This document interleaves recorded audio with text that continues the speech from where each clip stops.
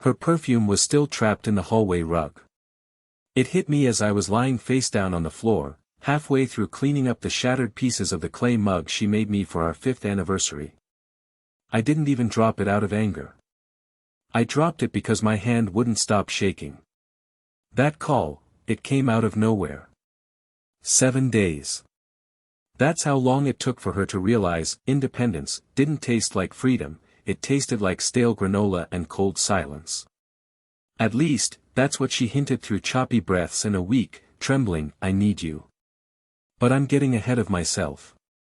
The day she left, she wore her favorite linen blazer, the one she insisted made her look disruptive in a boardroom kind of way. She didn't cry. She didn't flinch. She zipped up her overnight bag like she was checking out of a hotel. "This is growth," she whispered. "For both of us." I nodded like a puppet. Meanwhile, she was reclaiming her identity. Reclaiming space. Reclaiming everything, apparently. She even took the old cutting board. Who takes a cutting board during a breakup? She told me she needed space to unbecome a wife. Whatever that meant. Said she'd spent too long being someone's. Said she wanted to be herself again. I should have stopped her. I should have said something. But I didn't. I just stood in the kitchen doorway like a coat rack with no purpose, while she gave herself permission to vanish. For the next few days, I ate cereal out of a plastic measuring cup. I listened to her old voicemail where she mispronounced Wednesday in that weird way she always did. I sat in her favorite reading chair until the cushion finally gave in. Then Tuesday came. 3:47 p.m. Phone rings. I stared at her name like it was a ghost. A ghost I wasn't sure I wanted back. When I picked up, I expected fireworks, tears, maybe a revelation. What I got instead was a whisper. Ragged. Shaky. "I thought this would feel empowering," she said. "But it feels like I set fire to a house and forgot to check if you were still inside." I didn't respond. I couldn't. I just listened as she breathed like someone on the verge of collapse. Then she said it. "I need you." Not, "I'm sorry." Not, "I miss you." Just that. I still don't know what she meant. But I know I got in my car anyway. And when I arrived at her apartment, she wasn't alone. She wasn't crying. And what she said next didn't just shake me, it rearranged everything I thought I knew about the last 14 years of my life. I expected tears. Maybe a breakdown. Maybe she'd open the door in an old hoodie, mascara streaking down her face, whispering some confession through trembling lips. But no. Marlene stood in the doorway like nothing had happened. Hair curled, lips glossed, wearing that same beige sweater she used to lounge in on lazy Sundays, but it didn't feel like a comfort anymore. It felt rehearsed. Controlled. Too perfect. She tilted her head like she was mildly surprised to see me. Like she hadn't been the one to call me an hour earlier begging for, what exactly? Help? Clarity? Redemption? "Hey," she said softly, stepping aside. "Come in." I didn't move. My feet were nailed to the hallway floor. I kept looking past her shoulder, expecting to see someone else inside. A man. A friend. Anyone who could explain why my heart was jackhammering in my chest. Her place smelled different, lavender oil and citrus, not the vanilla cinnamon she used to burn at home. The lighting was soft and calculated. There were plants I'd never seen before. A minimalist aesthetic that looked like it came straight from some influencer's mood board. I finally stepped inside, unsure if I was walking into an apology or a trap. She led me to the living room. No TV. Just a book open on a throw pillow, some abstract art on the wall, and a small whiteboard with a single quote written in clean cursive. Freedom doesn't mean being alone. It means being unafraid. I sat on the edge of a pale cream couch that looked like it cost more than my last paycheck. She sat across from me, on a beanbag. Cross-legged. Like we were in some kind of mediation circle. I didn't call you to get back together, she started, her voice calm, too calm. That hit me like a brick to the teeth. I didn't assume that, I lied, poorly. She sighed, brushing a strand of hair behind her ear. I didn't realize how much of my identity was built around your presence. When I finally had the silence I thought I wanted, I couldn't breathe in it. I swallowed hard. So you called because, what? You want to be friends? No, she said immediately, and for a moment I felt something stir, hope, maybe. Then she added, I called because something happened. Something I didn't expect. And I didn't know who else to turn to. She stood up abruptly and walked over to a small table tucked into the corner. Opened a drawer. Pulled out a brown envelope. My stomach tightened. She placed it in my lap without a word and sat back down. What is this? Just, open it. Inside were photos. Dozens. Some printed, some clearly ripped from a disposable camera strip. Some recent, some older. I shuffled through them, confused, until one caught my eye and made my hands freeze. Marlene. With a man. Not just smiling, laughing. His hand was on her lower back.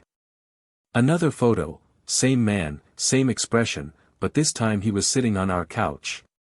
In our house. Holding a mug I made for her in pottery class. The one she said was too ugly to ever use. I stared at her. Who is he? She looked away. Someone I knew before you. Someone who came back around. I felt the air suck out of the room. So that's why you left. You weren't trying to be independent. You were just trying to swap me out. No, she shot back, then softened. No. That's not fair. I didn't plan on him. He just showed up. I thought I had a right to explore something different. Something that felt unstructured. I stood up, pacing. The walls felt like they were caving in. And now what? I asked bitterly. It didn't work out, so you want your structure back. She didn't respond. Just stared at her palms like they held answers. I don't know what I want anymore, she whispered. All I know is, after 1 week, I thought I'd be celebrating. Instead, I'm lying awake at 2 a.m., wondering why the only person I can't stop thinking about is the one I walked away from. It should have felt good to hear her say that. It didn't. It felt like someone digging up your grave just to tell you they're lonely. I left the photos on her coffee table and walked out without another word. She didn't try to stop me. But the story didn't end there. Not even close. Because the next day, I got another message, this time not from her. And it shattered the version of reality I thought I was clinging to. I didn't sleep that night. Not because of what she said, but because of what she didn't. The silence after I closed the door behind me felt louder than her words. I kept replaying that line over and over, I don't know what I want anymore. She used to say that same thing when we couldn't pick a movie on Friday nights. Now it was about our life. Our marriage. Us. I didn't go home right away. I ended up sitting in my car outside a 24-hour diner, nursing a stale cup of coffee that tasted like melted cardboard. My phone sat face up on the table the whole time, screen dark. I half hoped she'd message me again. She didn't. Instead, at 6:12 a.m., I got a message from an unknown number. You don't know me, but you deserve to. Attached was a picture. I opened it. My heart stopped. It was her. Marlene. Sitting at a patio bar, holding a cocktail. Sitting across from the same man in the photos she gave me. Except this one wasn't from some harmless lunch or old reunion. This one had a date stamp, just 11 days before our divorce. She had already been with him. While we were still legally married. while I was at home making chicken soup because she said she was staying in to write. I sat there frozen, the fluorescent diner light buzzing above me like some kind of cruel joke. Another message came through. Check your email. There's more you should know. I opened my inbox. Spam folder. Nothing. Then it hit me, my personal Gmail, the one I barely used anymore. I logged in. There it was, a new message with no subject line, sent just moments ago. No name. Just a string of numbers as the sender. Inside was a long, cold email. No greeting. No goodbye. Just truth. They'd been seeing each other for 4 months. She met him through a feminine power seminar she'd attended on weekends. I remembered those Saturdays. She said she was doing inner work, reclaiming lost parts of herself. Turns out those parts had names. And lips. And keys to hotel rooms. The sender didn't identify himself directly, but he said he used to be part of the circle. I assumed it meant he was involved in the same group Marlene had gotten entangled with. His email detailed how that supportive community of self-actualized women was less about healing and more about trading out their partners like expired coupons. He included a few more photos. One of her holding the guy's hand during what looked like a retreat dinner. Another of her dancing barefoot at a beach bonfire. One of her laughing, really laughing, in a way I hadn't seen in years. There was a part of me that wanted to scream. But it didn't come out. Instead, I felt hollow. Like someone had opened me up and removed the part that used to hurt, leaving only echo. I drove home in a daze. The basil plant she left behind had completely wilted, slumped over like even it had given up. I stared at it for a long time. I should have watered it. I should have thrown it out. But I just watched it die. That afternoon, Marlene called. I didn't pick up. Then she texted. Can we talk? No explanation. No apology. Just that. I wanted to ignore it. I should have. But the problem with being a man like me is that closure feels like a drug. And she still had the last word. So I told her to come over. And she did. But what she brought with her wasn't remorse. It was a confession that cracked the foundation of everything I still believed about her, and about myself. She arrived 20 minutes later wearing the same sweatshirt she used to wear on rainy weekends, the one I always thought made her look younger. For a second, I almost forgot why she was there. Then she took one look at me, paused, and said, "You've seen something." I nodded. I didn't offer a chair. She sat anyway. She didn't ask what I saw. She didn't deny anything either. That told me everything I needed to know before she opened her mouth. Her eyes scanned the room like it was a museum of a life she no longer lived. Her mug was still on the shelf. Her blanket still folded over the couch. Her scent still faint on the cushion she used to curl up in every night while watching documentaries she never finished. Was it the photos or the email? She finally asked. I didn't answer.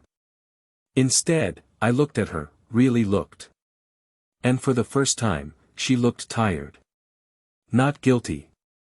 Not ashamed. Just spent. Like she had carried a story too heavy for her own frame, and she was finally ready to drop it on someone else. She pulled out a folded piece of paper from her bag and slid it across the table.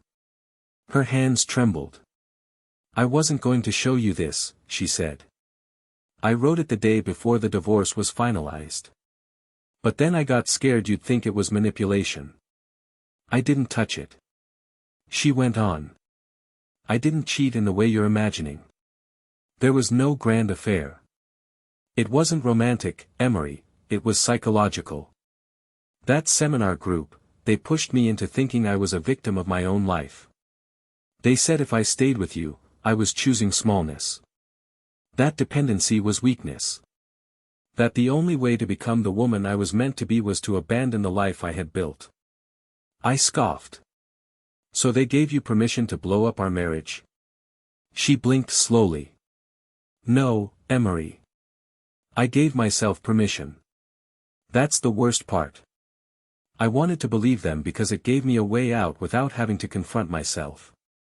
I finally picked up the letter and unfolded it. The handwriting was familiar, soft loops, slightly crooked lines. The first sentence stopped me cold. If you're reading this, then I've already left, and you probably hate me. That's okay. I kind of hate me too.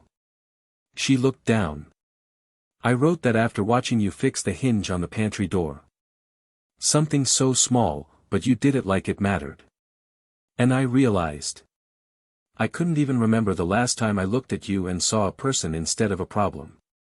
The air in the room got heavy. I thought being independent meant being free from you, she continued, her voice barely above a whisper.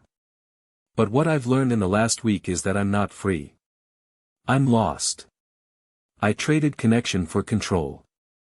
And now I can't even tell if I left you for someone else, or just to escape myself. There it was. The honesty I begged for all those months. The vulnerability I used to dream of hearing again. But now, sitting in front of her, all I could feel was something unexplainable, grief for a version of her I realized was never coming back. I'm not asking for another chance, she added, as if sensing my thoughts. I know I don't get to ask for that. I just needed you to hear the truth, before it eats me alive. I nodded slowly. Not because I forgave her, but because I understood her. That, somehow, felt even worse. She left quietly after that. No hugs. No dramatic exits. Just a slow walk down the hallway, and the soft click of the front door closing behind her. I stood there for a long time holding the letter, as the light shifted across the floor. And then, just when I thought the story had finally burned itself out, my phone buzzed again. Another message. But this time, it wasn't from her. It was from him. And what he sent me, tore everything I thought I understood wide open. The message from him was short. Just a phone number and a single line: if you want to understand what really happened, call me. She never told you everything. I stared at that line so long the screen dimmed. At first, I thought it was a trick, maybe some cruel power move, some ego-driven swipe at the broken guy left behind. But I was too deep into this collapse to stop searching for pieces. So I called. He answered on the second ring, no hesitation, like he had been waiting. "You're Emory," he said flatly, like reading my name off a folder. "You don't know me, but I've heard enough about you to know this call won't be easy." I didn't speak. I couldn't. His voice was confident, polished, even warm, like a therapist who knows exactly how to guide a confession. "I'm not going to lie," he continued. "Yes, Marlene and I were involved. But not in the way she's framed it. She didn't fall for me because I'm better than you. She fell for me because I knew what to say when she was desperate to hear something that felt new." That stung. He wasn't gloating, he was diagnosing. "She met me at a retreat I helped lead. I'm a guest speaker. I give talks about reclaiming identity after long-term relational roles. Nothing weird. No cult.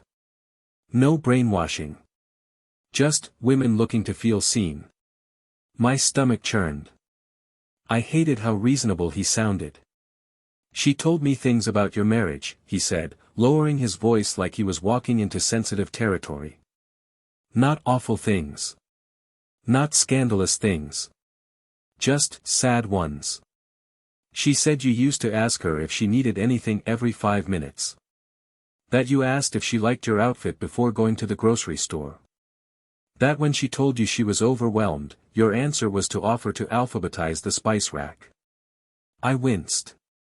Because that was true. I did all of that. "She didn't want to leave you," he said. "She wanted you to stop vanishing inside of her. She wanted conflict, Emory. She wanted passion. But all she got was agreement. So what?" I finally snapped. You offered her friction. No, he said calmly. I offered her mirrors. She saw herself through me, not you. And that terrified her. That's why she left both of us. That stopped me cold. She left you. 3 days ago, he said. Cut contact. No explanation. Just a note on my bathroom mirror. I think she's trying to start over again, somewhere else. My mind was spinning. Why tell me this? I asked. Why now? Because I think she's coming back to you, he said. And I think you deserve to know the version of her you might be getting. I hung up without saying goodbye. I don't know why. Maybe I didn't want to hear the next truth he had ready.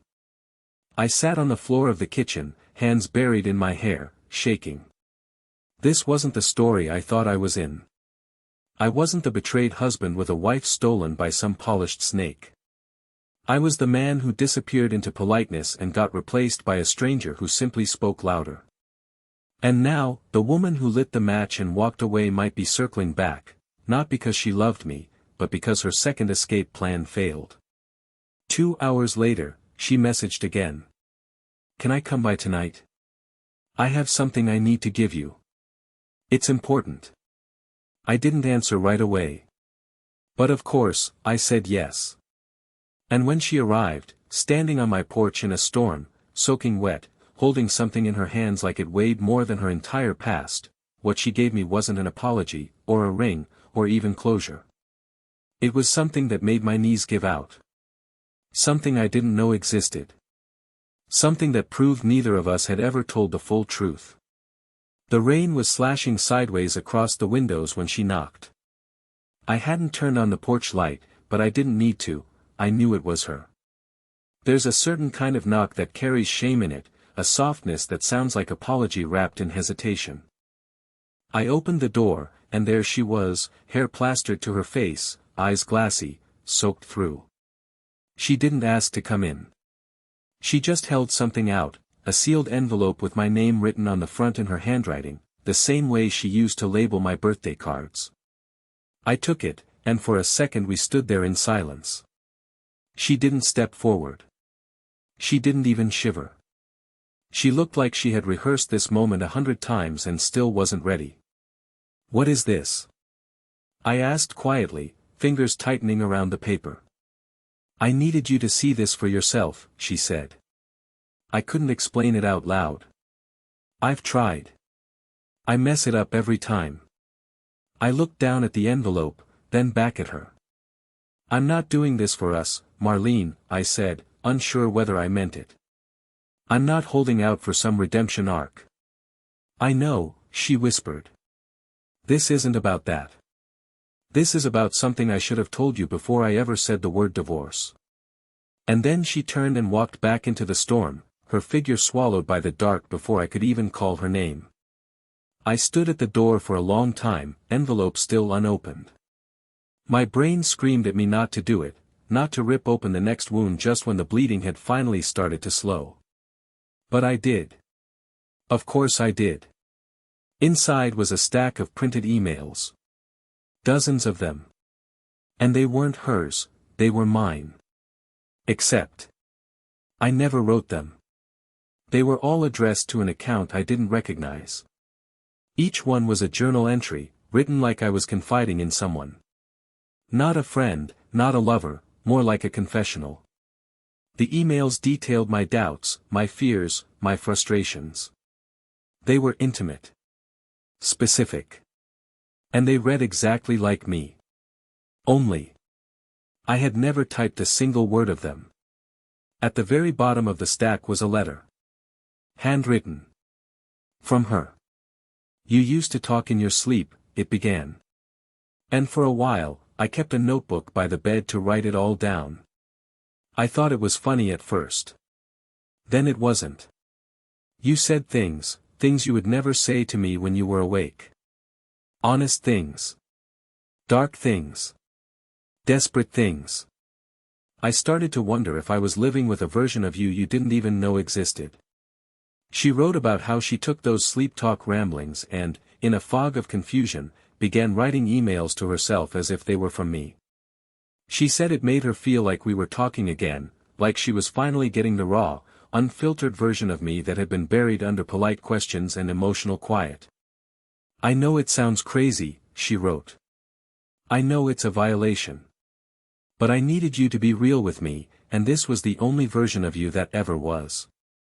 I felt nauseous. She hadn't just emotionally left me. She had rewritten me. Fabricated an entire alternate version of our relationship where I was raw, vulnerable, dark, even angry. All the things she had begged me to be in real life.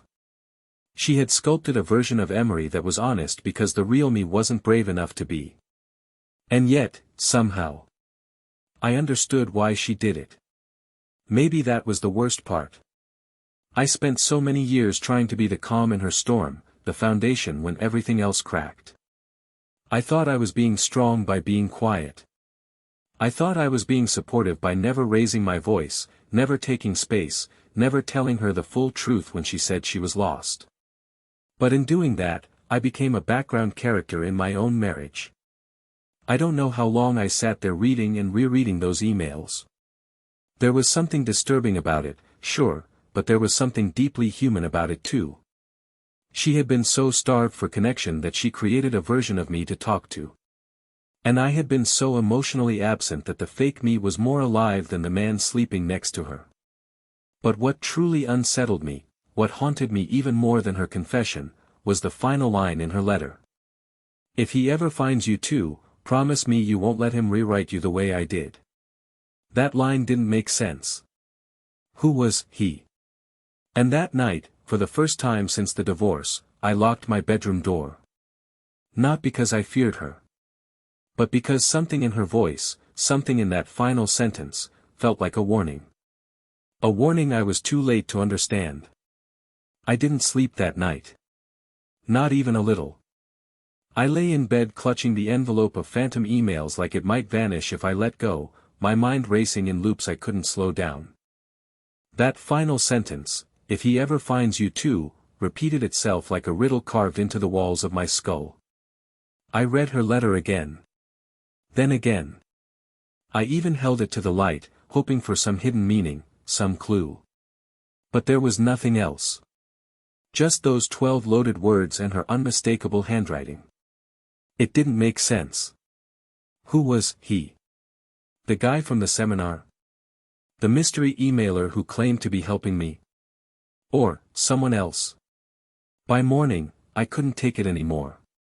I needed answers. Real ones. Not letters. Not late-night confessions. So I drove 50 miles to the town where her weekend retreats had been held.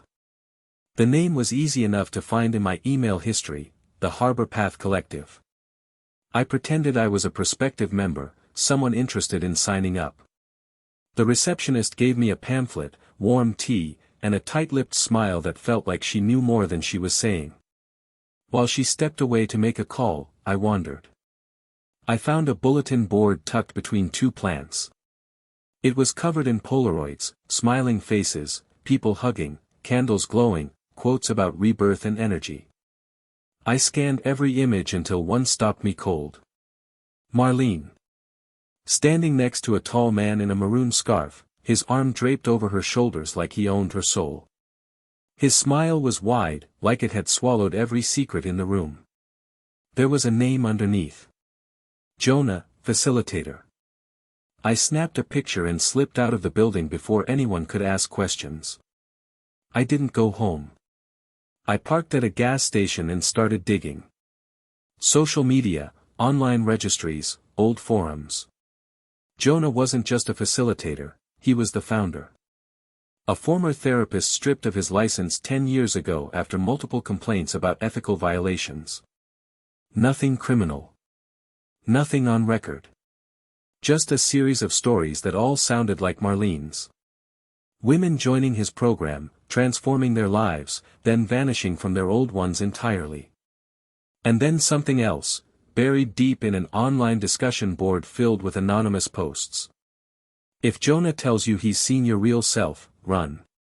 The post was from 2 years ago. The user was inactive. But the comment thread beneath it was haunting. One user said their partner came back from a Harbor Path weekend completely different, detached, euphoric, and speaking in phrases that didn't sound like them.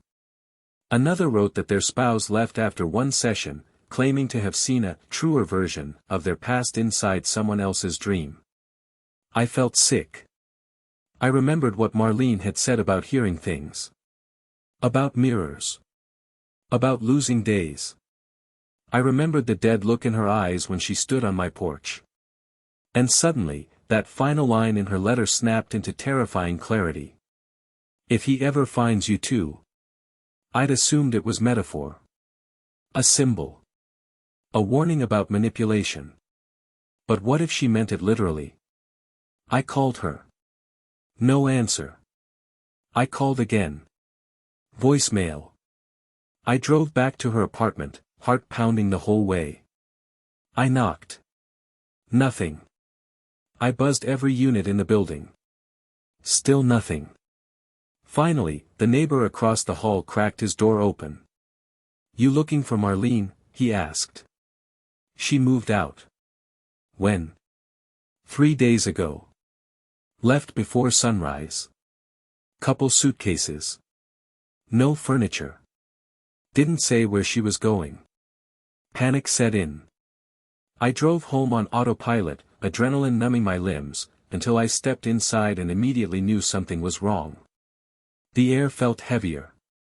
Still. I walked into the kitchen, and that's when I saw it, her handwriting again, this time on a sticky note, stuck to the fridge. He knows about you now. That's it. No explanation. No signature. I stumbled backward, knocking over a chair. My ears started ringing. Because suddenly, I wasn't questioning her choices anymore. I was questioning reality. And what if this wasn't just a failed marriage or a broken woman caught in a manipulative group? What if I had been pulled into something much darker, something neither of us had the power to walk away from? I stood in the kitchen for a long time, holding that sticky note with shaking fingers. He knows about you now. The words pulsed in my mind like a siren, but I didn't know what they meant. Not really. I only knew the panic that had crawled into my chest like 1,000 ants had suddenly stopped moving. Something shifted. A realization, slow and strange, I wasn't afraid anymore. I wasn't afraid because I finally understood, this wasn't a message from some dark force or untraceable cult. It wasn't a threat. It was a signal. A desperate one. She was trying to warn me, yes, but not of a man with power, of an idea that had taken hold of her, of both of us. The idea that we were broken. The idea that we had to become someone else, somewhere else, in order to be whole again. And maybe that idea was a lie. That night, for the first time in weeks, I slept. Not perfectly. Not deeply. But I slept. No phones by the bed. No haunted emails. Just the sound of wind brushing the windowpane and the familiar creak of the ceiling fan above me. I woke up to sunlight for the first time in what felt like years. Not filtered light. Not the pale gray of doubt. Actual warmth, spreading across the blankets, touching my skin like a forgotten friend. I made coffee. I stood barefoot in the kitchen. And then I saw it, one more note. Slipped under the door sometime during the night. I'm okay. I'm not running anymore. I'm trying to be real again. No name. Just that. But I knew it was her. Marlene had left. Again. But this time, not to escape. Not to reinvent. She left to reclaim something, her own mind, maybe. Her own voice. And in doing that, she gave me space to reclaim mine too. The days that followed were still strange, sure. I would catch myself expecting another message, another twist. But none came. No more late-night calls. No more secrets. Just peace. I started walking more. Journaling. Talking to real people, friends I had drifted from, family members who had worried but stayed quiet. I even went back to that diner and ordered the same terrible coffee, just to remind myself I'd survived it all. And then, weeks later, I got a letter. A real one. Postmarked from a small town 2 states away. Inside was a single photo. Marlene. Standing on a hiking trail. No makeup. Hair pulled back. Smiling, not a performative smile, not one curated for others. Just her. And behind her, in tiny print, were the words written on a trail sign, "You are here." She didn't ask me to come. She didn't ask for forgiveness. But I didn't need either. Because in that photo, I saw something I hadn't seen in a long time, not in her, not in me. Clarity. And I realized that we weren't 2 broken people who failed each other. We were 2 whole people who got lost. And now, maybe, we were just learning to find our way back, not to each other, necessarily, but to ourselves. I set the photo on the windowsill. The light hit it just right. I smiled back.